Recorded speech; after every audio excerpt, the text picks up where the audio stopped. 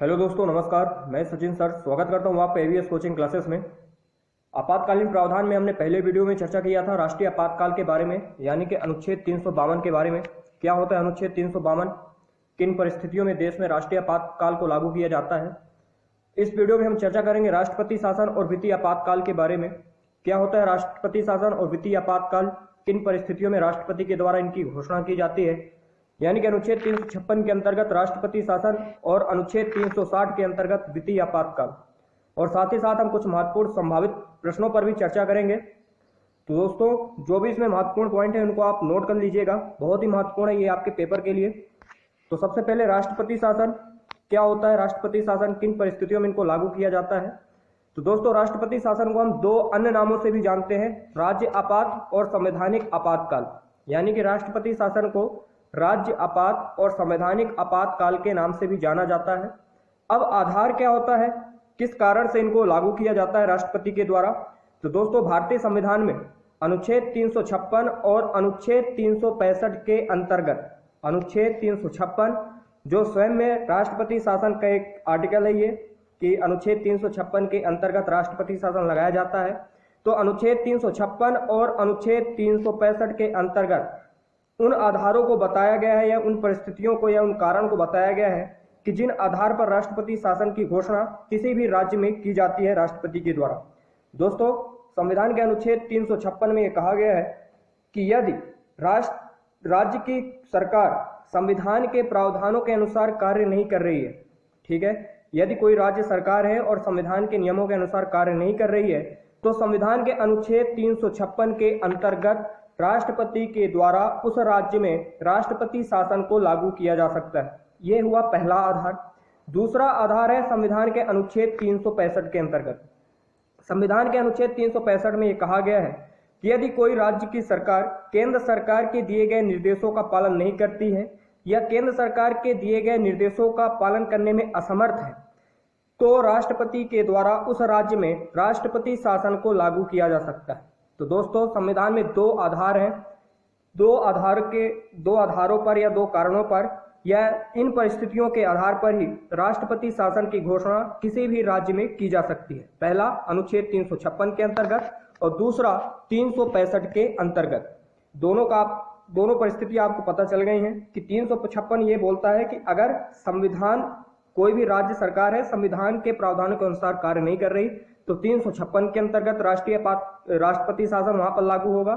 और अगर कोई राज्य की सरकार केंद्र सरकार के दिए गए निर्देशों का पालन करने में असमर्थ है, तो अनुच्छेद 365 के अंतर्गत उस राज्य में राष्ट्रपति शासन की घोषणा की जा सकती है। अब इसी क्रम में दोस्तों, अनुच्छेद 355 भी बहुत महत्वपूर्ण है। अनुच्छेद 355 में संघ सरकार यानी केंद्र सरकार का राज्यों के प्रति क्या दायित्व बनता है, इसके बारे में बताया गया है। तो आपसे पेपर में पूछा जा सकता है कि संघ सरकार का राज्यों के प्रति दायित्व संविधान के किस अनुच्छेद के अंतर्गत बताया गया है। तो संविधान के अनुच्छेद 355 के अंतर्गत संघ की जो सरकार होती है उसके कुछ दायित्व बनते हैं राज्य सरकार के प्रति, जैसे कि सभी राज्यों में आंतरिक शांति बने रहे। यह भी एक केंद्र सरकार का दायित्व है कि सभी राज्यों में आंतरिक शांति बनी रहे। सभी राज्यों को बाहरी आक्रमण से सुरक्षा प्रदान करना, यह केंद्र सरकार का दायित्व होता है राज्यों के प्रति। और तीसरा है कि सभी राज्य संविधान के नियमों का पालन करें, यानी कि सभी राज्य संविधान के नियमों के अनुसार चलें, यह सुनिश्चित करना केंद्र सरकार का दायित्व होता है। तो राज्य में केंद्र सरकार का जो एजेंट होता है वो होता है राज्यपाल। याद रखिएगा, पेपर में यह भी पूछा जा सकता है कि राज्य में केंद्र सरकार का एजेंट कौन होता है। तो केंद्र सरकार का एजेंट होता है कौन, राज्यपाल।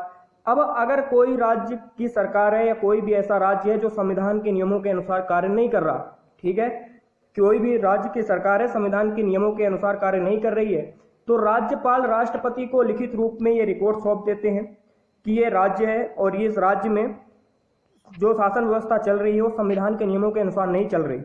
तो राष्ट्रपति के द्वारा अनुच्छेद 356 के अंतर्गत, ठीक है, अनुच्छेद 356 में यही बताया गया है कि राज्य में अगर कोई भी राज्य की सरकार है और संविधान के प्रावधानों के अनुसार कार्य नहीं कर रही तो राष्ट्रपति शासन लग सकता है, ठीक है, राष्ट्रपति शासन की घोषणा वहां पर की जा सकती है। और अगर राज्यपाल के द्वारा ऐसी रिपोर्ट ना भी दी जाए, यानी कि अगर राज्यपाल राष्ट्रपति को ऐसी रिपोर्ट देते हैं कि इस राज्य में राष्ट्र जो सरकार है वो संविधान के नियमों के अनुसार कार्य नहीं कर रही, तो भी वहां पर राष्ट्रपति शासन लगाया जा सकता है। और अगर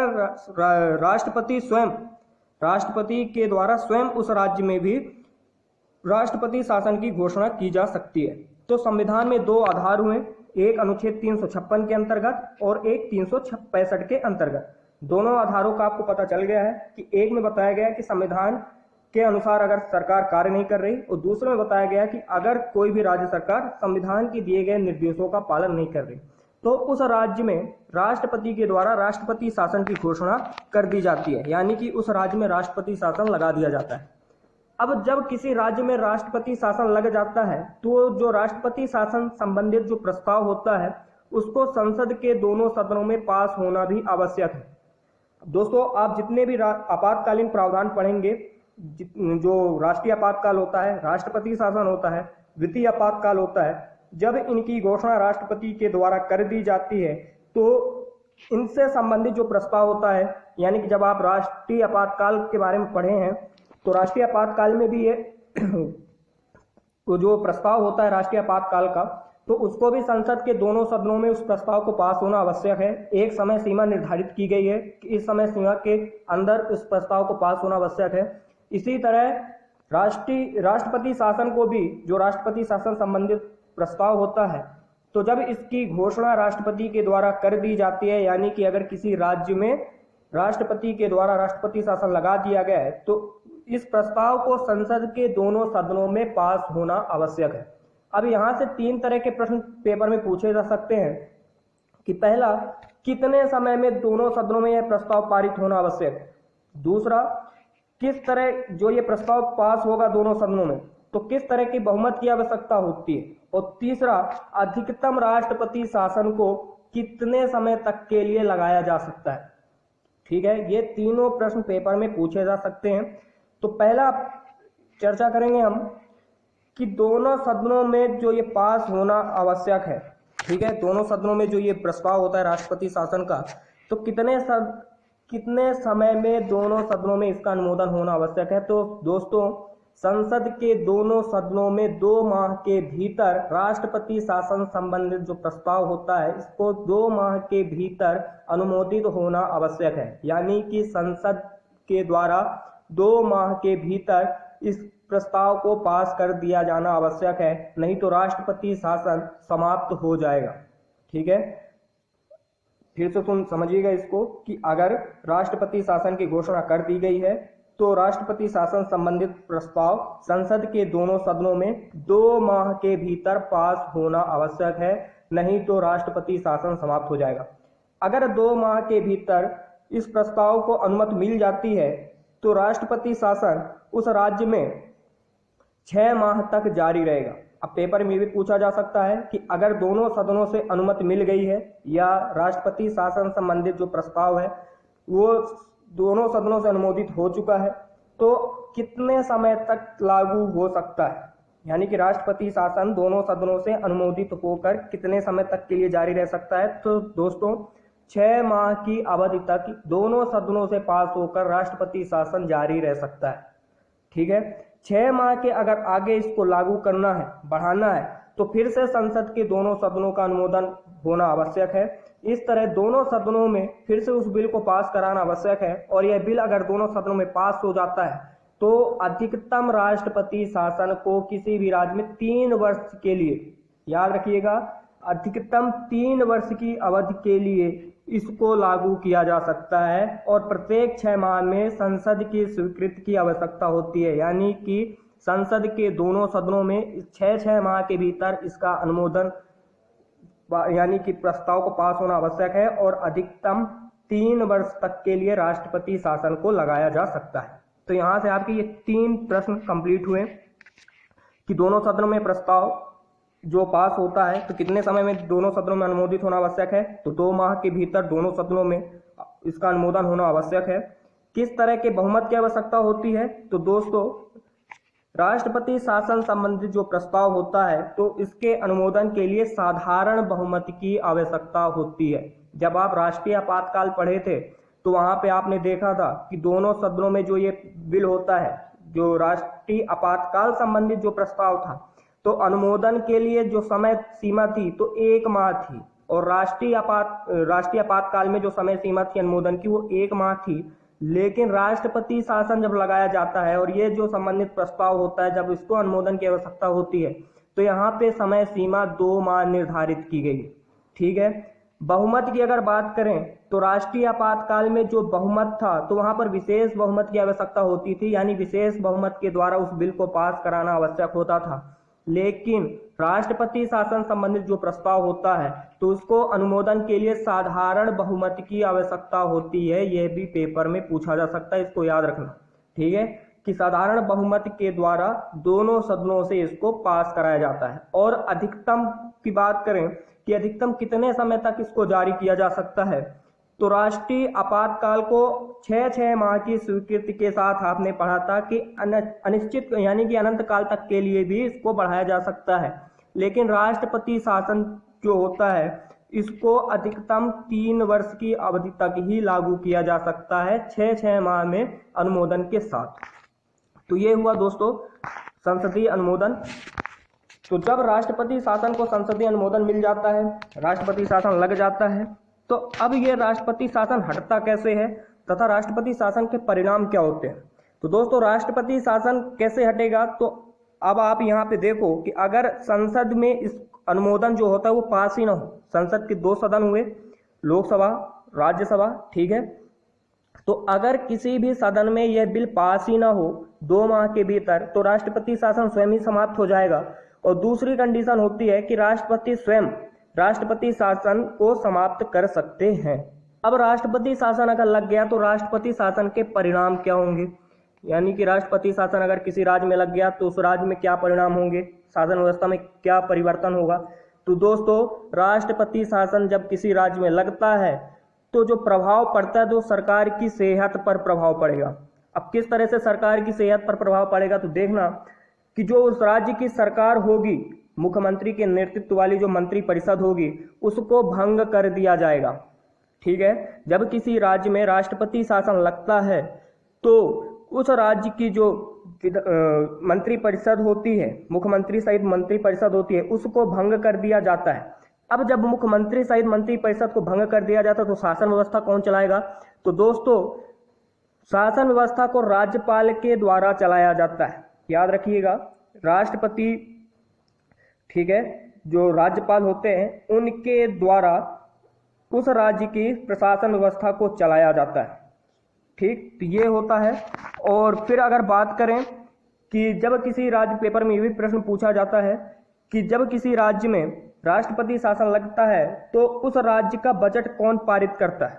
दोस्तों याद रखना, जब किसी राज्य में राष्ट्रपति शासन लागू कर दिया जाता है तो उस राज्य के जो बजट होते हैं या उस राज्य के जो भी विधेयक होते हैं तो संसद के द्वारा पारित किए जाते हैं।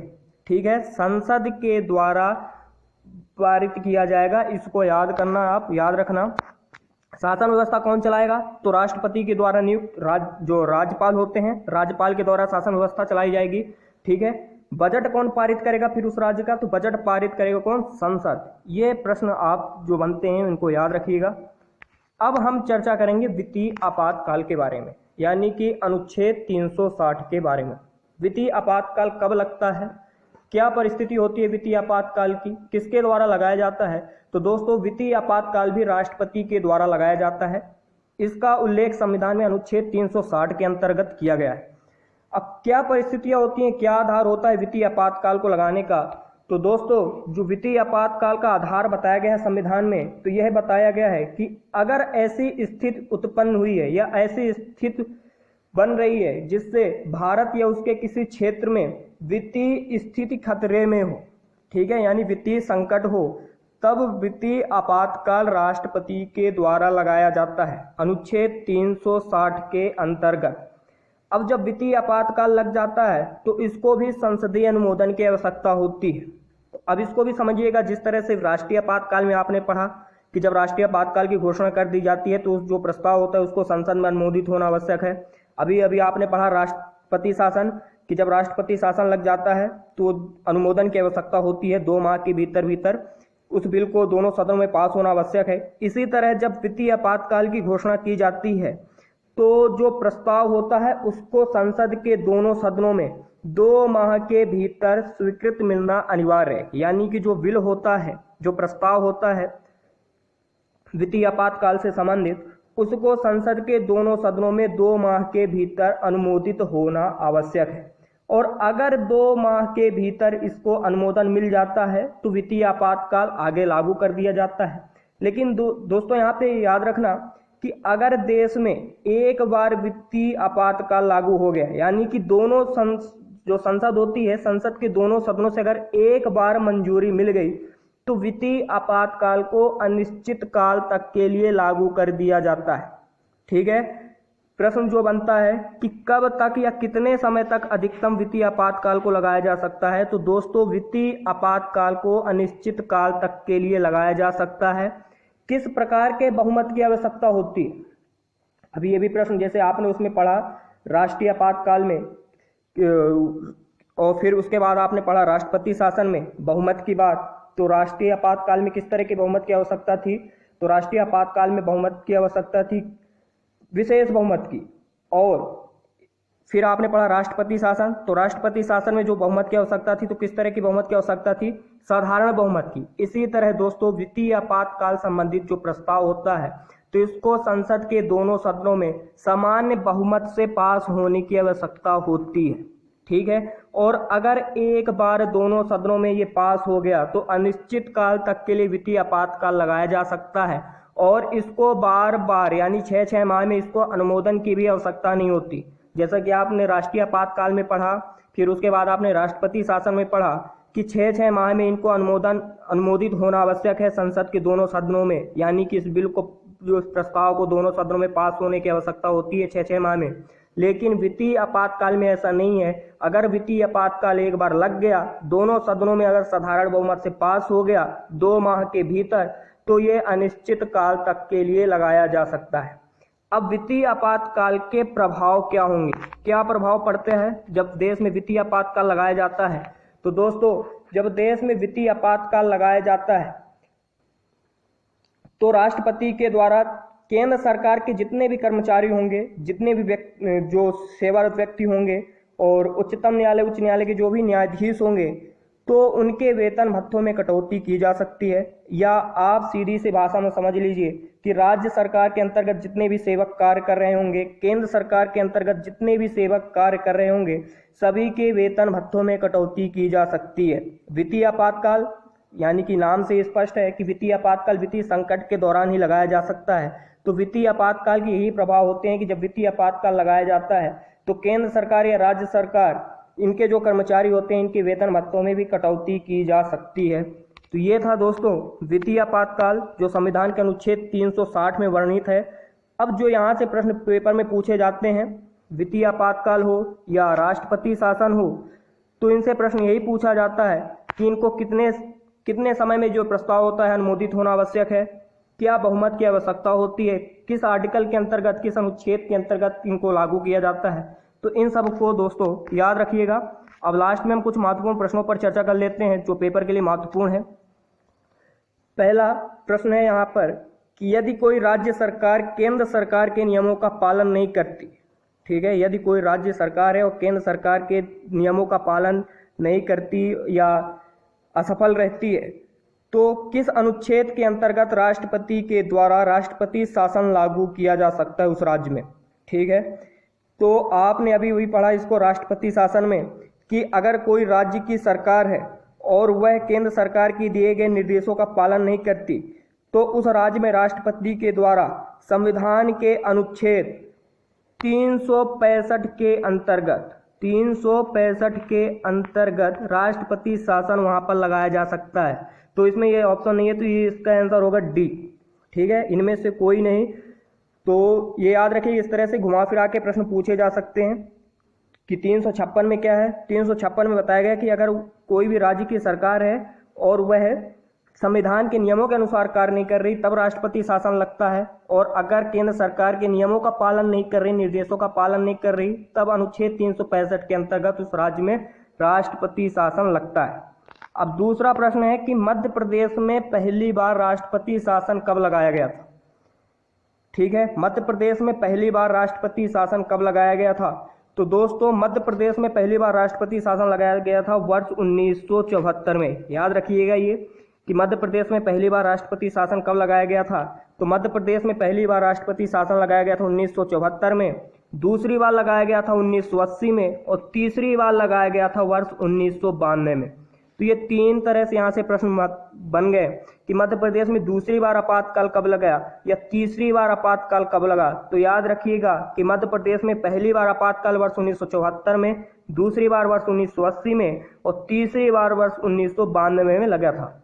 ठीक है, तीसरा प्रश्न, अधिकतम कितने वर्षों तक राष्ट्रीय आपातकाल लागू किया जा सकता है। अधिकतम कितने वर्षों तक या कितने समय तक के लिए राष्ट्रीय आपातकाल लागू किया जा सकता है। तो हमने पढ़ा था कि अनिश्चित काल तक के लिए, ठीक है, अनंत काल तक के लिए राष्ट्रीय आपातकाल को लागू किया जा सकता है। ठीक है, 6 माह में संसद की स्वीकृति की अनुमोदित होना आवश्यक है। अगर 6 माह में संसद के दोनों सदनों से अगर अनुमति मिलती रहती है तो राष्ट्रीय आपातकाल को अनिश्चित काल तक के लिए, अनंत काल तक के लिए लगाया जा सकता है। ठीक है, राष्ट्रपति शासन में अभी हमने पढ़ा था कि इसको 3 साल तक के लिए लगाया जा सकता है। और वित्तीय आपातकाल, तो वित्तीय आपातकाल में भी हमने पढ़ा था कि इसको अगर दोनों सदनों में पास हो जाता है तो अनिश्चित काल तक के लिए लगाया जा सकता है। तो इसका आंसर क्या होगा, अनंत काल तक, अनिश्चित काल तक। ठीक है, अब 14 प्रश्न है कि कितने समय में राष्ट्रपति शासन संबंधित प्रस्ताव को संसद में अनुमोदित होने की आवश्यकता है। तो अभी पढ़ा था कि 2 माह के भीतर यानी कि 2 माह में संसद के दोनों सदनों में राष्ट्रपति शासन संबंधित प्रस्ताव को अनुमोदित होना आवश्यक है। फिर है सर्वप्रथम किस वर्ष किसी राज्य में राष्ट्रपति शासन को लागू किया गया था। ये महत्वपूर्ण है कि सर्वप्रथम किस वर्ष किसी राज्य में राष्ट्रपति शासन को लागू किया गया था। तो दोस्तों सर्वप्रथम वर्ष 1951 में राष्ट्रपति शासन को पंजाब में लागू किया गया था। याद रखना ये कि अगर पेपर में पूछे कि सर्वप्रथम किस राज्य में राष्ट्रपति शासन को लागू किया गया था, तो सर्वप्रथम राष्ट्रपति शासन को लागू किया गया था पंजाब में वर्ष 1951 में। अब अगला प्रश्न है कि किस प्रधानमंत्री के कार्यकाल में सर्वाधिक राष्ट्रपति शासन लागू किया गया था। किस प्रधानमंत्री के कार्यकाल में सर्वाधिक राष्ट्रपति शासन को लागू किया गया था। तो दोस्तों प्रधानमंत्री इंदिरा गांधी के समय, यानी कि प्रधानमंत्री इंदिरा गांधी के कार्यकाल के दौरान सर्वाधिक राष्ट्रपति शासन लागू किया गया था। याद रखिएगा ये। तो ये हमारा आपातकाल संबंधित जो भी प्रावधान, जो आपातकालीन शक्तियाँ थी राष्ट्रपति की, राष्ट्रीय आपातकाल, फिर राष्ट्रपति शासन और फिर वित्तीय आपातकाल, तो ये हमारा कंप्लीट हुआ।